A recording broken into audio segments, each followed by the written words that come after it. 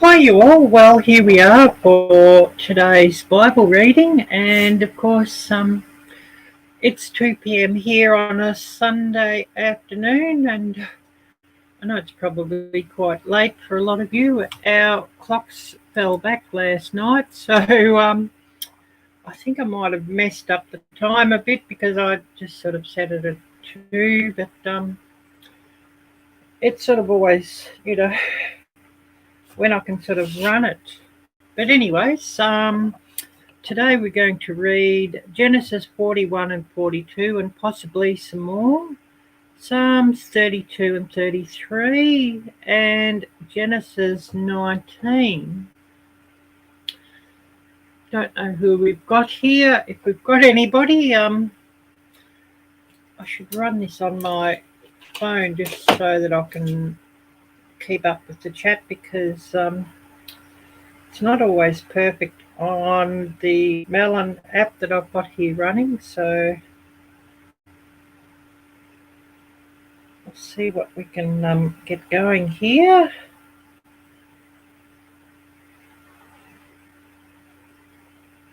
And then we'll turn to Genesis 41. Hopefully we've got a few people coming in. I guess we'll just see what happens here.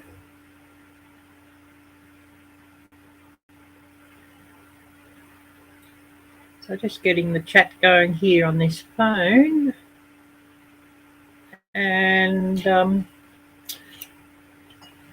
we'll turn to Genesis 41. And I read from the New King James Version, but you can follow along in whatever Bible you have yourself. It's all good. So turning to Genesis 41.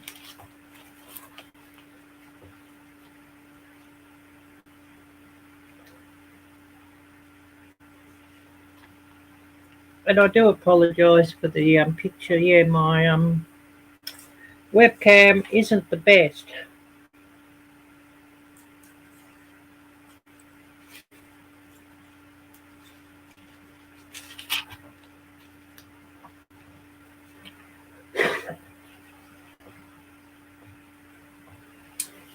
So Genesis 41.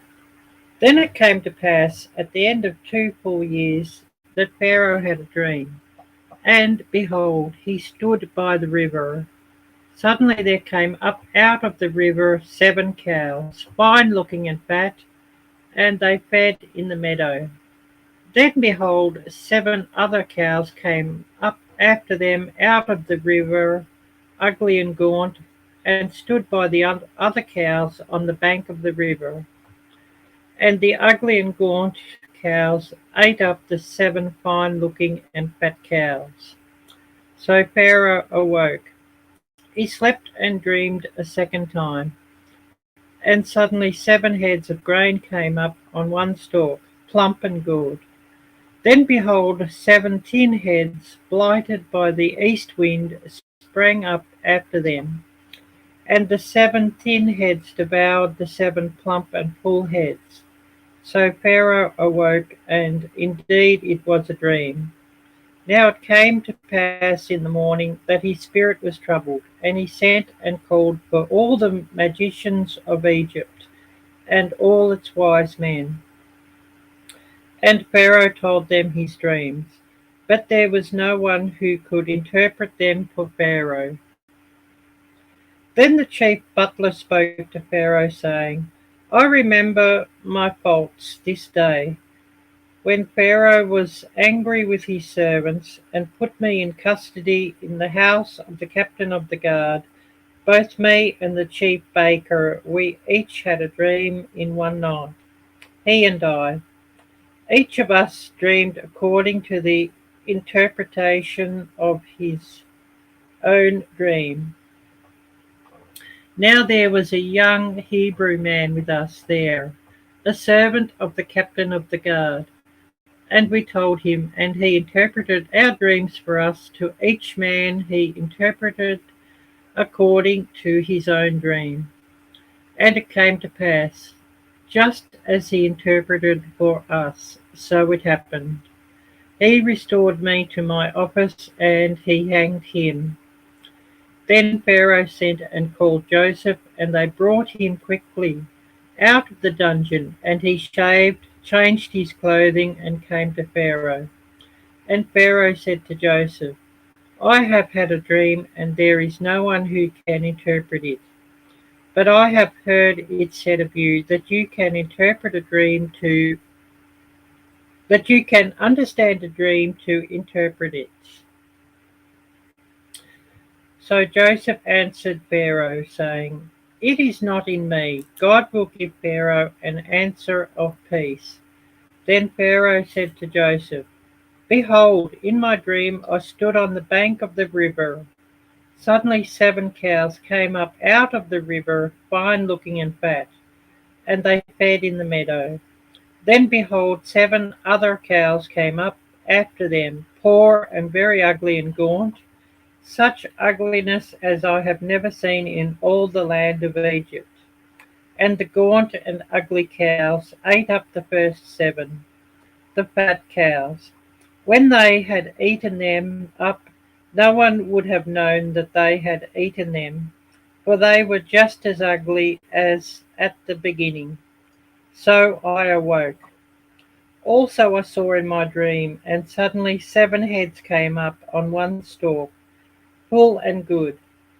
Then, behold, 7 heads, withered, thin, and blighted by the east wind, sprang up after them, and the thin heads devoured the 7 good heads. So I told this to the magicians, but there was no one who could explain it to me. Then Joseph said to Pharaoh, The dreams of Pharaoh are one. God has shown Pharaoh what he is about to do. The 7 good cows are 7 years, and the 7 good heads are 7 years. The dreams are one. And the 7 thin and ugly cows which came up after them are 7 years. And the 7 heads blighted by the east wind are 7 years of famine. This is the thing which I have spoken to Pharaoh. God has shown Pharaoh what he is about to do. Indeed, 7 years of great plenty will come throughout all the land of Egypt. But after them 7 years of famine will arise, and all the plenty will be forgotten in the land of Egypt, and the famine will deplete the land. So the plenty will not be known in the land because of the famine following, for it will be very severe. And the dream was repeated to Pharaoh twice because of the thing established by God, and God will shortly bring it to pass. Now therefore let Pharaoh select a discerning and wise man, and set him over the land of Egypt. Let Pharaoh do this, and let him appoint officers over the land, to collect 1/5 of the produce of the land of Egypt in the 7 plentiful years.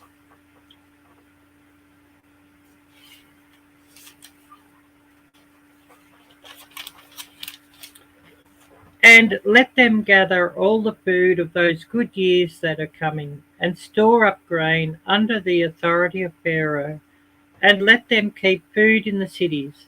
Then that food shall be as a reserve for the land for the 7 years of famine which shall be in the land of Egypt, that the land may not perish during the famine. So the advice was good in the eyes of Pharaoh, and in the eyes of all his servants. And Pharaoh said to all his servants, Can we find such a one as this man, in whom is the Spirit of God? Then Pharaoh said to Joseph, Inasmuch as God has shown you all this, there is no one as discerning and wise as you. You shall be over my house, and all my people shall be ruled according to your word. Only in regard to the throne will I be greater than you. And Pharaoh said to Joseph, See, I have set you over all the land of Egypt. Then Pharaoh took his signet ring off his hand and put it on Joseph's hand, and he clothed him in garments of fine linen, and put a gold chain around his neck. And he had him ride in the second chariot which she had, and they cried out before him, Bow the knee. So he set him over all the land of Egypt. Pharaoh also said to Joseph, I am Pharaoh, and without your consent no man may lift his hand or foot in all the land of Egypt. And Pharaoh called Joseph's name Zaphnaphthapanah, and he gave him as a wife Asenath, the daughter of Potipharah, priest of On. So Joseph went out over all the land of Egypt. Joseph was 30 years old when he stood before Pharaoh, king of Egypt. Victoria Garza, hi there. And Joseph went out from the presence of Pharaoh and went throughout all the land of Egypt. Now in the 7 plentiful years the ground brought forth abundantly. So he gathered up all the food of the 7 years which were in the land of Egypt, and laid up the food in the cities. He laid up in every city the food of the fields which surrounded them. Joseph gathered very much grain, as the sand of the sea, until he stopped counting, for it was immeasurable. And to Joseph were born 2 sons before the years of famine came, whom Asenath, the daughter of Potipharah, priest of On, bore to him. Joseph called the name of the firstborn Manasseh, for God has made me forget all my toil and all my father's house. And the name of the second he called Ephraim, for God has called me to be fruitful in the land of my affliction. Then the 7 years of plenty which were in the land of Egypt ended, and the 7 years of famine began to come, as Joseph had said. The famine was in all the lands, but in all the land of Egypt there was bread. So when all the land of Egypt was famished, the people cried to Pharaoh for bread. Then Pharaoh said to all the Egyptians, Go to Joseph, whatever he says to you, do. The famine was over all the face of the earth, and Joseph opened all the storehouses and sold to the Egyptians, and the famine became severe in all the land of Egypt. So all countries came to Joseph in Egypt to buy grain, because the famine was severe in all lands. And I'll just have a minute's break, and then we'll continue on with reading Genesis 42.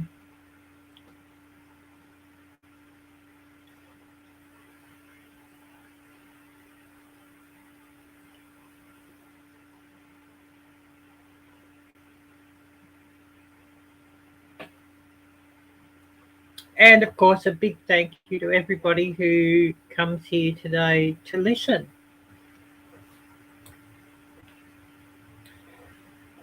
So, Genesis 42.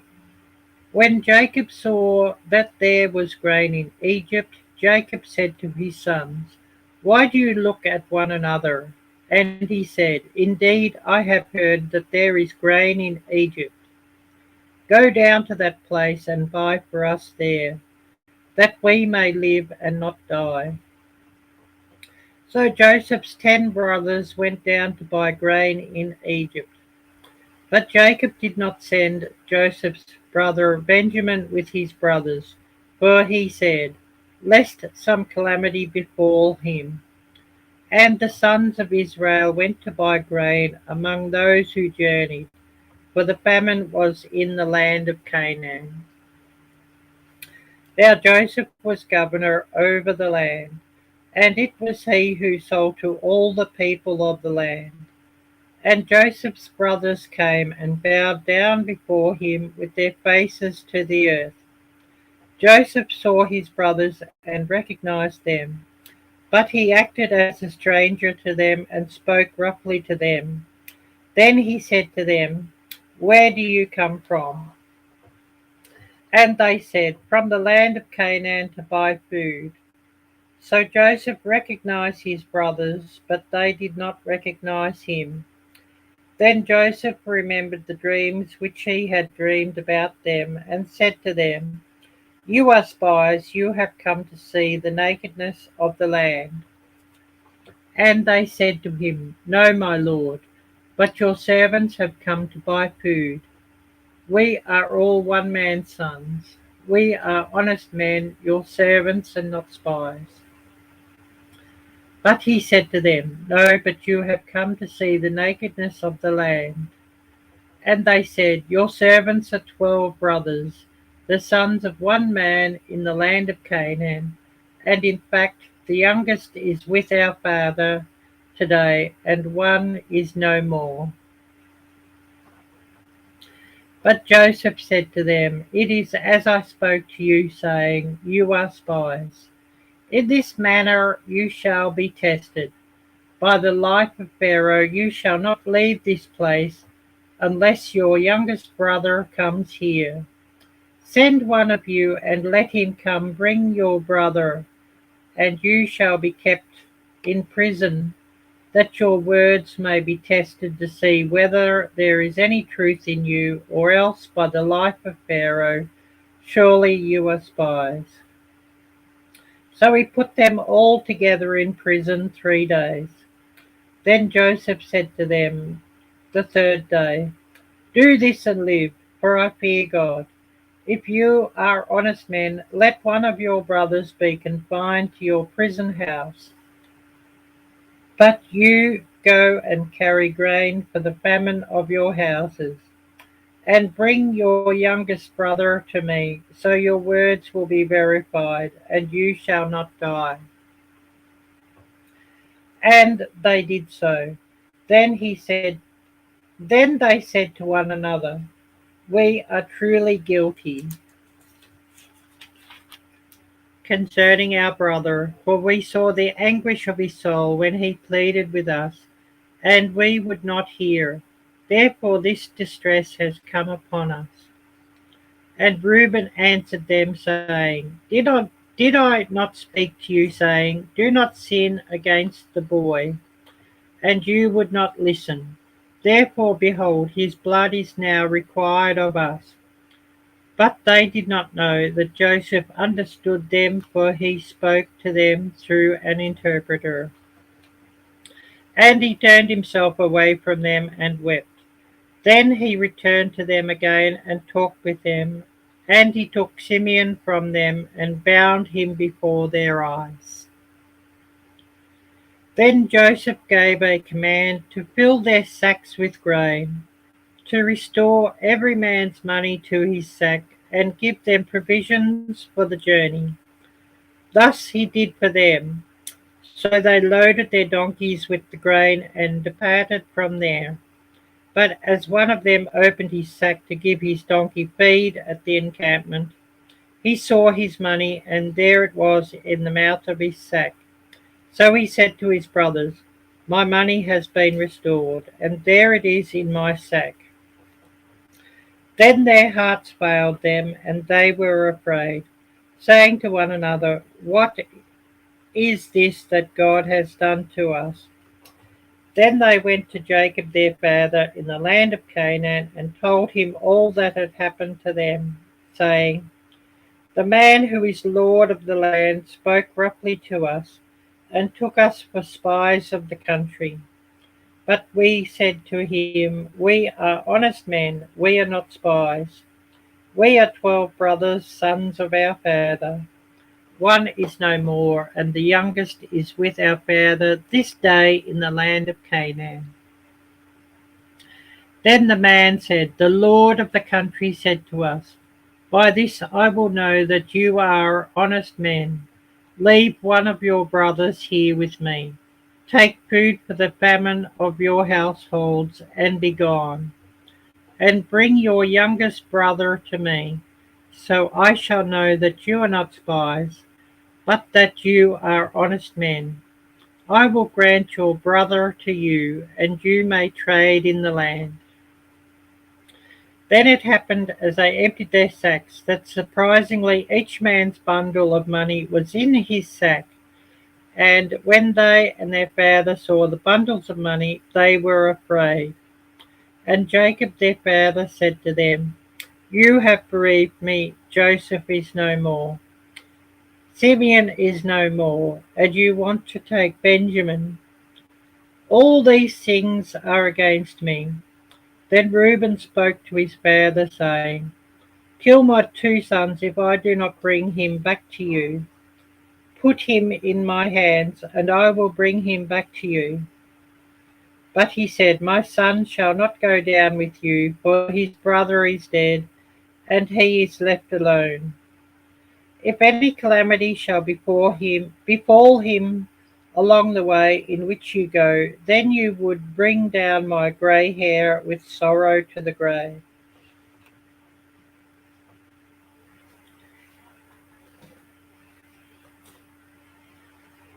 And we'll also read Genesis 43 today. And then next week we'll be reading Genesis 44.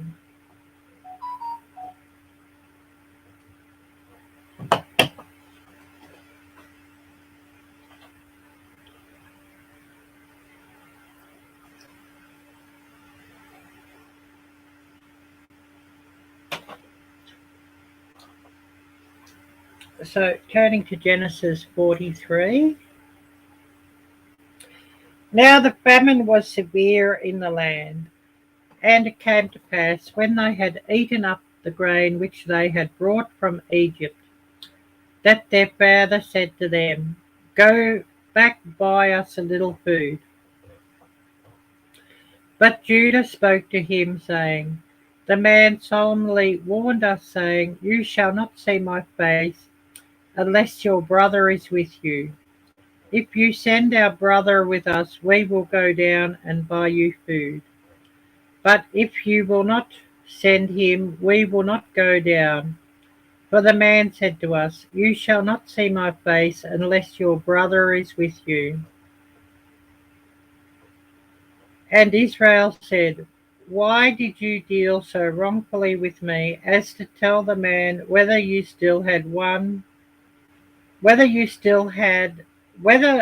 had still another brother?'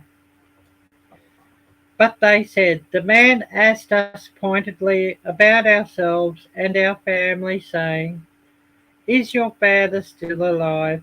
Have you another brother?' And we told him according to these words. Could we possibly have known that he would say, 'Bring your brother down'?" Then Judah said to Israel his father, "Send the lad with me, and we will arise and go, that we may live and not die, both we and you, and also our little ones. I myself will be surety for him. From my hand you shall require him. If I do not bring him back to you and set him before you, then let me bear the blame forever. For if we had not lingered, surely by now we would have returned this second time." And their father Israel said to them, "If it must be so, then do this. Take some of the best fruits of the land in your vessels, and carry down a present for the man, a little balm and a little honey, spices and myrrh, pistachio nuts and almonds. Take double money in your hand, and take back in your hand the money that was returned in the mouth of your sacks. Perhaps it was an oversight. Take your brother also and arise. Go back to the man. And may God Almighty give you mercy before the man, that he may release your other brother and Benjamin. If I am bereaved, I am bereaved." So the men took that present and Benjamin, and they took double money in their hand, and arose and went down to Egypt. And they stood before Joseph. When Joseph saw Benjamin with them, he said to the steward of his house, "Take these men to my home and slaughter an animal and make ready for these men. Will dine with me at noon." Then the man did as Joseph ordered, and the man brought the men into Joseph's house. Now the men were afraid because they were brought into Joseph's house, and they said, "It is because of the money which was returned in our sacks the first time that we are brought in, so that he may make a case against us and seize us to take us as slaves with our donkeys." When they drew near to the steward of Joseph's house, they talked with him at the door of the house and said, "O sir, we indeed came down the first time to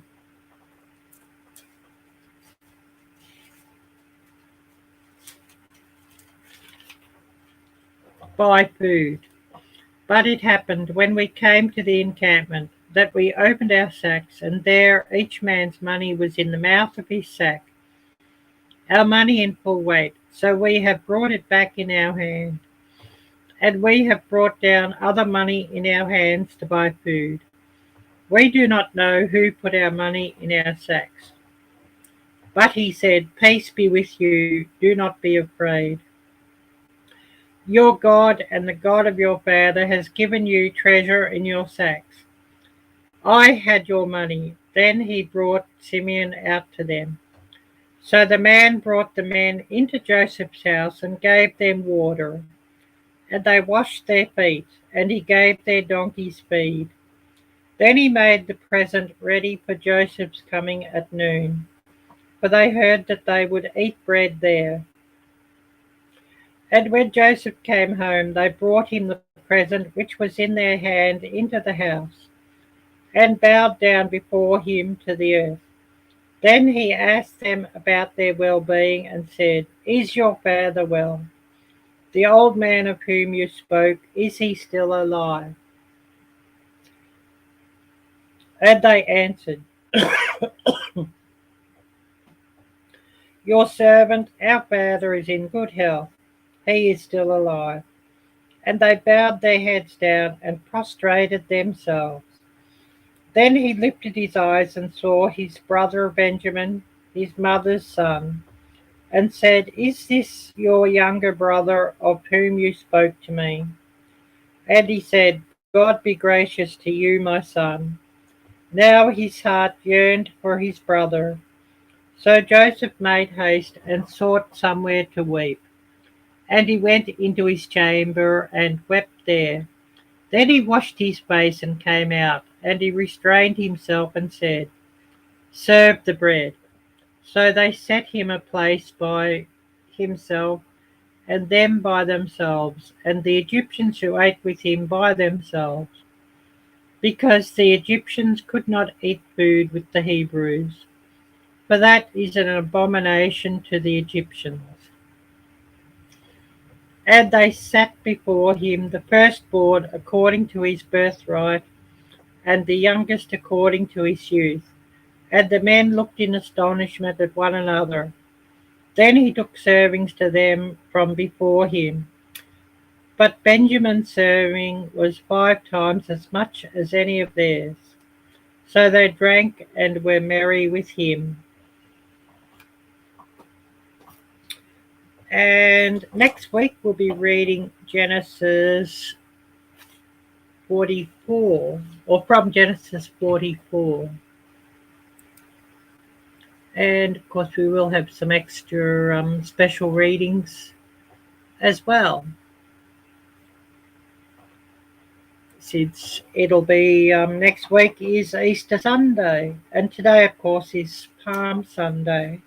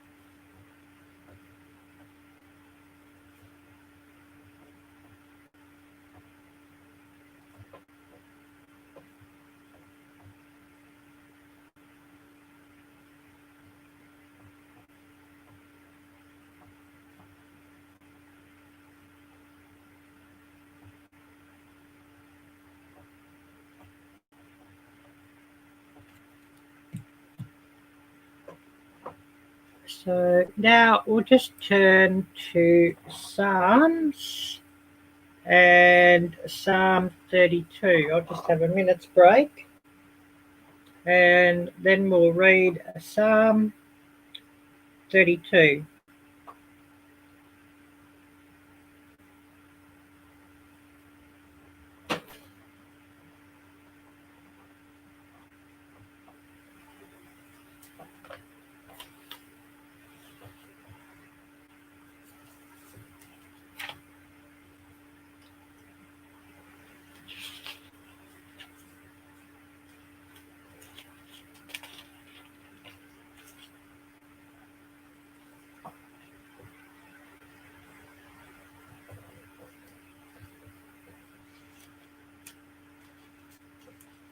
And today we're going to read Psalm 32 and 33.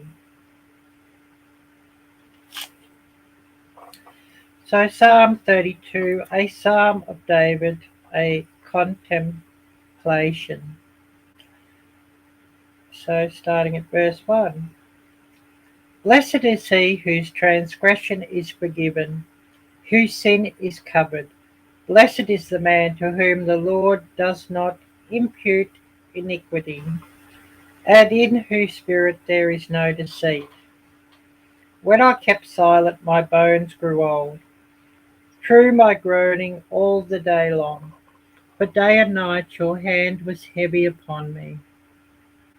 My vitality was turned into the drought of summer. Selah. I acknowledge my sin to you, and my iniquity I have not hidden. I said, I will confess my transgressions to the Lord, and you forgave the iniquity of my sin. Selah. For this cause everyone who is godly shall pray to you, in a time when you may be found, surely in a flood of great waters. They shall not come near him. You are my hiding place. You shall preserve me from trouble. You shall surround me with songs of deliverance. Selah. I will instruct you and teach you in the way you should go. I will guide you with my eye. Do not be like the horse or like the mule, which have no understanding, which must be harnessed with bit and bridle, else they will not come near you. Many sorrows shall be to the wicked, but he who trusts in the Lord, mercy shall surround him.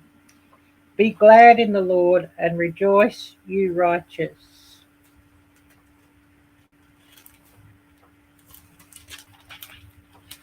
And shout for joy, all you upright in heart.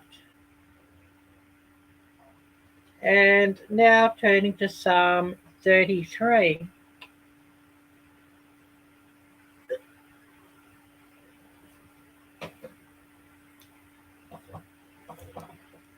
Psalm 33, starting at verse 1. Rejoice in the Lord, O you righteous, for praise from the upright is beautiful. Praise the Lord with the harp. Make melody to him with an instrument of 10 strings. Sing to him a new song. Play skillfully with a shout of joy.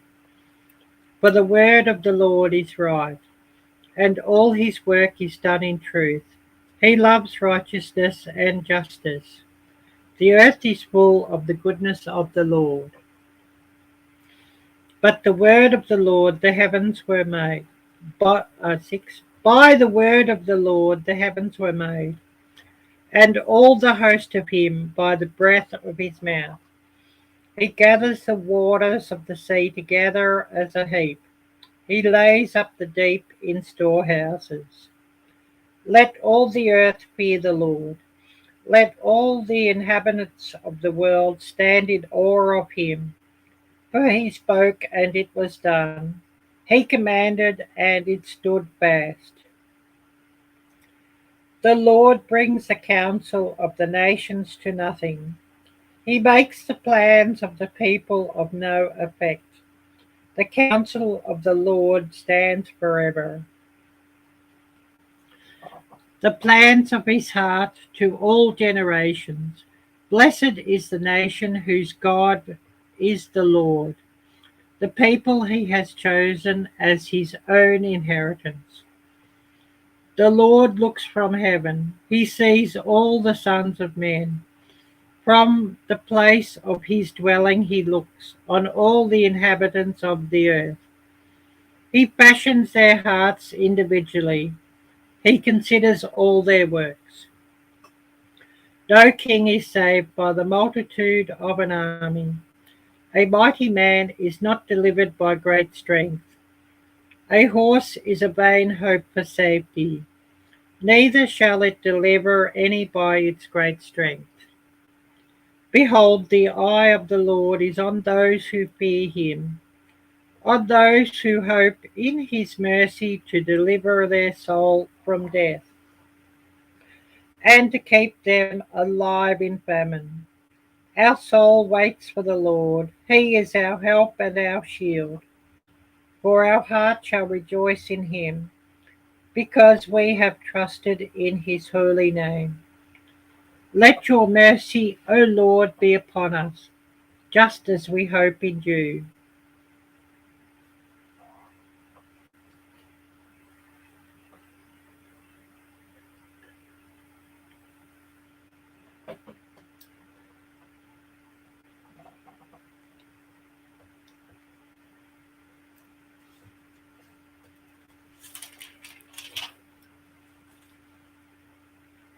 And we'll also read today Psalm 34. And then next week we'll be reading Psalm 35.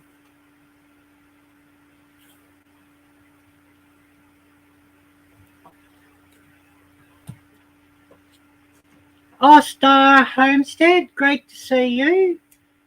Great to see you. So now reading Psalm 34. A psalm of David when he pretended madness before Abimelech, who drove him away, and he departed. So verse 1. I will bless the Lord at all times. His praise shall continually be in my mouth. My soul shall make its boast in the Lord. The humble shall hear of it and be glad. O magnify the Lord with me, and let us exalt his name together. I sought the Lord, and he heard me, and delivered me from all my fears. They looked to him and were radiant, and their faces were not ashamed. This poor man cried out, and the Lord heard him, and saved him out of all his troubles. The angel of the Lord encamps all around those who fear him, and he delivers them. O taste and see that the Lord is good. Blessed is the man who trusts in him. O fear the Lord, you his saints. There is no want to those who fear him. The young lions lack and suffer hunger, but those who seek the Lord shall not lack any good thing. Come, you children, listen to me. I will teach you the fear of the Lord. Who is the man who desires life, and loves many days that he may see good? Keep your tongue from evil and your lips from speaking deceit. Depart from evil and do good. Seek peace and pursue it. The eyes of the Lord are on the righteous, and his ears are open to their cry. The face of the Lord is against those who do evil, to cut off the remembrance of them from the earth. And verse 17. The righteous cry out, and the Lord hears, and delivers them out of all their troubles.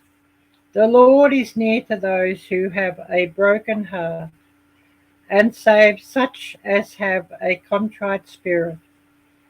Many are the afflictions of the righteous, but the Lord delivers him out of them all.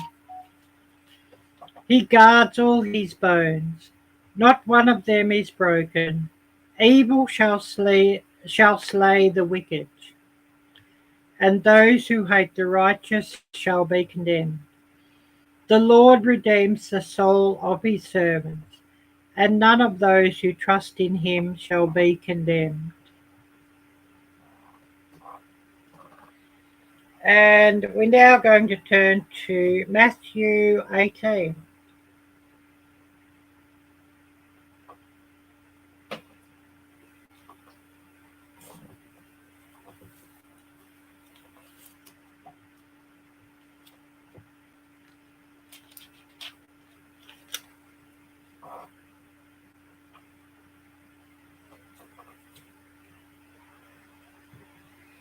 At that time the disciples came to Jesus, saying, "Who then is greatest in the kingdom of heaven?" Then Jesus called a little child to him, set him in the midst of them, and said, "Assuredly I say to you, unless you are converted and become as little children, you will by no means enter the kingdom of heaven. Therefore, whoever humbles himself as this little child is the greatest in the kingdom of heaven. Whoever receives one little child like this in my name receives me.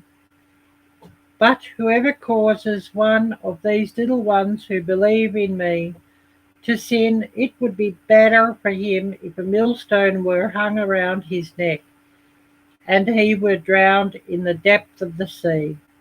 Woe to the world because of offences. For offences must come, but woe to that man by whom the offence comes. If your hand or foot causes you to sin, cut it off and cast it from you. It is better for you to enter into life lame or maimed, rather than having 2 hands or 2 feet to be cast into the everlasting fire. And if your eye causes you to sin, pluck it out and cast it from you. It is better for you to enter into life with 1 eye, rather than having 2 eyes to be cast into hellfire. Take heed that you do not despise one of these little ones. For I say to you that in heaven their angels always see the face of my Father who is in heaven. For the Son of Man has come to save that which was lost. What do you think? If a man has 100 sheep and one of them goes astray, does he not leave the 99 and go to the mountains to seek the one that is straying? And if he should find it, assuredly I say to you, he rejoices more over that sheep than over the 99 that did not go astray. Even so, it is not the will of your Father who is in heaven that one of these little ones should perish. Moreover, if your brother sins against you, go and tell him his fault between you and him alone. If he hears you, you have gained your brother. But if he will not hear, take with you 1 or 2 more, that by the mouth of 2 or 3 witnesses every word may be established. And if he refuses to hear them, tell it to the church. But if he refuses even to hear the church, let him be to you like a heathen and a tax collector. Assuredly I say to you, whatever you bind on earth will be bound in heaven, and whatever you loose on earth will be loosed in heaven. Again I say to you, that if 2 of you agree on earth concerning anything that they ask, it will be done for them by my Father in heaven. For where 2 or 3 are gathered together in my name, I am there in the midst of them. Then Peter came to him and said, Lord, how often shall my brother sin against me and I forgive him? Up to 7 times. Jesus said to him, I do not say to you up to 7 times, but up to 70 times 7. Therefore the kingdom of heaven is like a certain king who wanted to settle accounts with his servants. And when he had begun to settle accounts, one was brought to him who owed him 10,000 talents. But as he was not able to pay, his master commanded that he be sold, with his wife and children and all that he had, and that payment be made. The servant therefore fell down before him, saying, Master, have patience with me, and I will pay you all. Then the master of that servant was moved with compassion, released him, and forgave him the debt. But that servant went out and found one of his fellow servants who owed him 100 denarii. And he laid hands on him and took him by the throat, saying, Pay me what you owe. So his fellow servant fell down at his feet and begged him, saying, Have patience with me, and I will pay you all. And he would not, but went and threw him into prison till he should pay the debt. So when his fellow servants saw what had been done, they were very grieved, and came and told their master all that had been done. Then his master, after he had called him, said to him, You wicked servant, I forgave you all that debt because you begged me. Should you not also have had compassion on your fellow servant, just as I had pity on you? And his master was angry and delivered him to the torturers until he should pay all that was due to him. So my heavenly Father also will do to you if each of you from his heart does not forgive his brother his trespasses.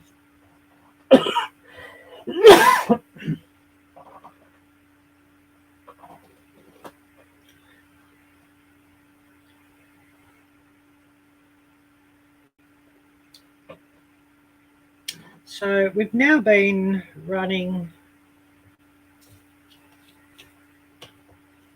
48 minutes or 49 minutes. Does anybody have anything you'd like to share? And I'll get the link here too.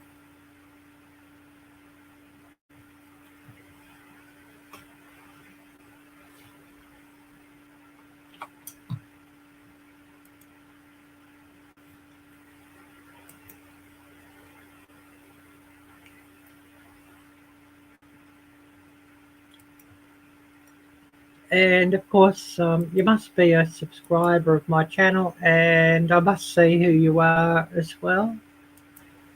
But yeah, I'll just drop the link, and somebody may have something you'd like to share, a passage or testimony or a prayer request or praise report.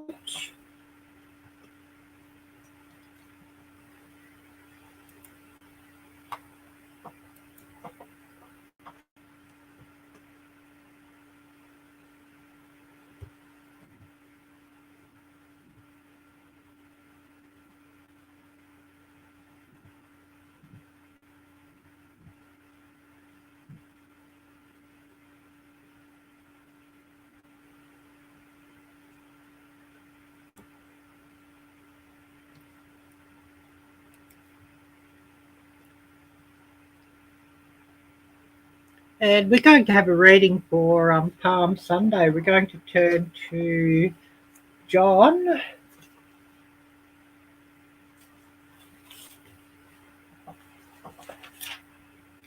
12.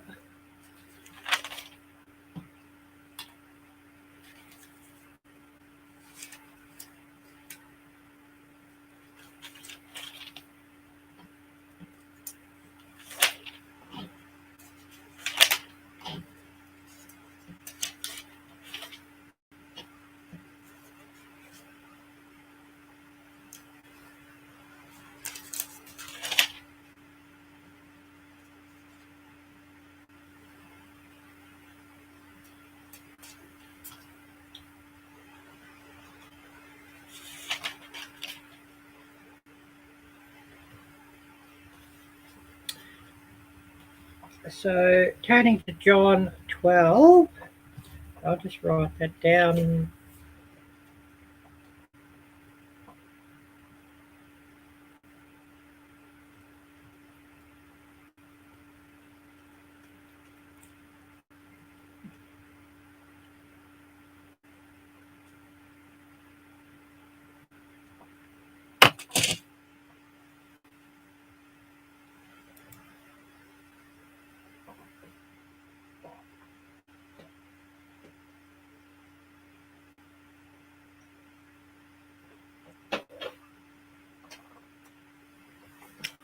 So turning to John chapter 12 and starting at verse 1. Then 6 days before the Passover, Jesus came to Bethany, where Lazarus was, who had been dead, whom he had raised from the dead. There they made him a supper, and Martha served. But Lazarus was one of those who sat at the table with him. Then Mary took a pound of very costly oil of spikenard, anointed the feet of Jesus, and wiped his feet with her hair.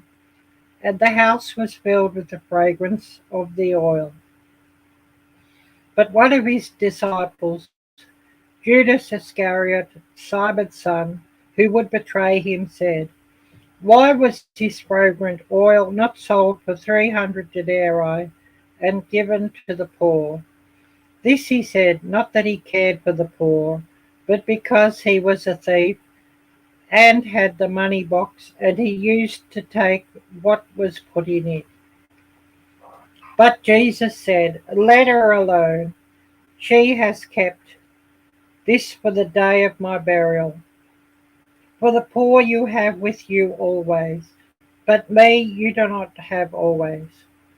Now a great many of the Jews knew that he was there, and they came not for Jesus' sake only, but that they might also see Lazarus, whom he had raised from the dead.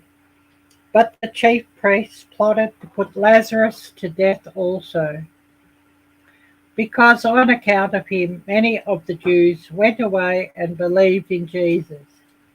The next day a great multitude that had come to the feast, when they heard that Jesus was coming to Jerusalem, took branches of palm trees and went out to meet him and cried out, "Hosanna! Blessed is he who comes in the name of the Lord, the King of Israel." Then Jesus, when he had found a young donkey, sat on it, as it is written, "Fear not, daughter of Zion. Behold, your king is coming, sitting on a donkey's colt." His disciples did not understand these things at first. But when Jesus was glorified, then they remembered that these things were written about him, and that they had done these things to him. Therefore the people who were with him when he called Lazarus out of his tomb and raised him from the dead bore witness. For this is the reason the people also met him, because they heard that he had done this sign. The Pharisees therefore said among themselves, "You see that you are accomplishing nothing. Look, the world has gone after him." Now there were certain Greeks among those who came up to worship at the feast. Then they came to Philip, who was from Bethsaida of Galilee, and asked him, saying, "Sir, we wish to see Jesus."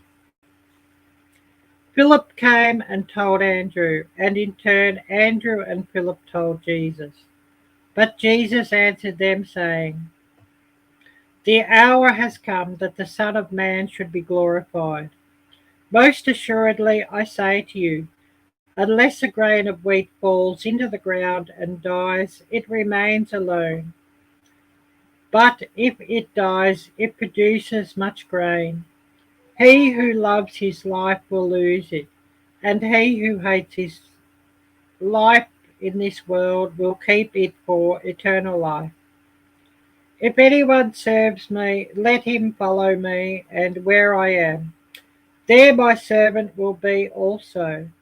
If anyone serves me, him my Father will honour. Now my soul is troubled, and what shall I say? Father, save me from this hour. But for this purpose I came to this hour. Father, glorify your name. Then a voice came from heaven saying, I have both glorified it and will glorify it again. Therefore the people who stood by and heard it said that it had thundered. Others said, an angel has spoken to him. Jesus answered and said, this voice did not come because of me, but for your sake. Now is the judgment of this world. Now the ruler of this world will be cast out. And I, if I am lifted up from the earth, will draw all peoples to myself. This he said, signifying by what death he would die. The people answered him, we have heard from the law that the Christ remains forever.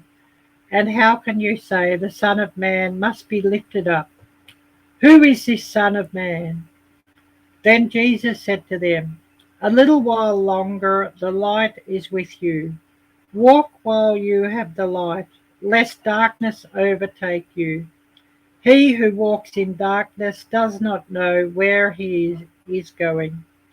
While you have the light, believe in the light, that you may become sons of the light. These things Jesus spoke and departed, and was hidden from them. But although he had done so many signs before them, they did not believe in him, that the word of Isaiah the prophet might be fulfilled which he spoke. Lord, who has believed our report? And to whom has the arm of the Lord been revealed? Therefore they could not believe, as Isaiah said again, he has blinded their eyes and hardened their hearts, lest they should see with their eyes, lest they should understand with their hearts and turn, so that I should heal them. These things Isaiah said when he saw his glory and spoke of him. Nevertheless, even among the rulers many believed in him. But because of the Pharisees they did not confess him, lest they should be put out of the synagogue. For they loved the praise of men more than the praise of God. Then Jesus cried out and said, he who believes in me believes not in me, but in him who sent me.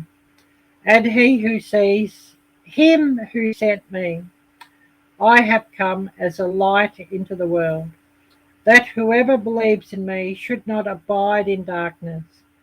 And if anyone hears my words and does not believe, I do not judge him, for I did not come to judge the world, but to save the world. He who rejects me and does not receive my words has that which judges him. The word that I have spoken will judge him in the last day. For I have not spoken on my own authority, but the Father who sent me gave me a command, what I should say and what I should speak.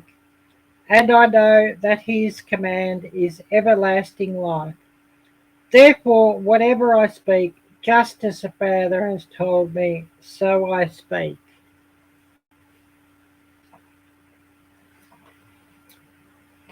So we'll just close off reading for today, and I'll probably even be back Monday, Thursday, and also Good Friday, and of course next Sunday as well. Hi Victoria, great to see you. A big thank you to everybody who's come here. And does anybody have any prayer requests you'd like to share, or testimonies, or praise reports?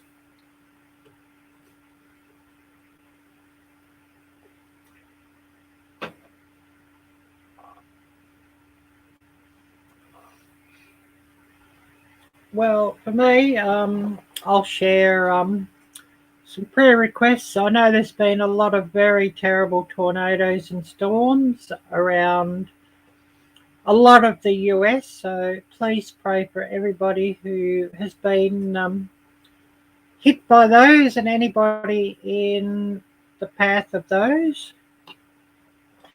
Also, please pray for Memphis, Tennessee, that healing comes there after the terrible happening a few days back. My housemate Carol, she's also not well at all, so please pray for her that the Lord may send healing upon her. Also, please pray for the leaders of my church home group, Stanley and Jaya. Anybody else who you know of who's going through difficult times, poor health, or any tribulations, please pray for them also. Anyways, we're going to end it for today. A big thank you to everybody who's come by here, and a big thank you to everybody who watches and listens to this later as well. And may God bless you all. Anyways, take care. God bless. And until next time, bye bye.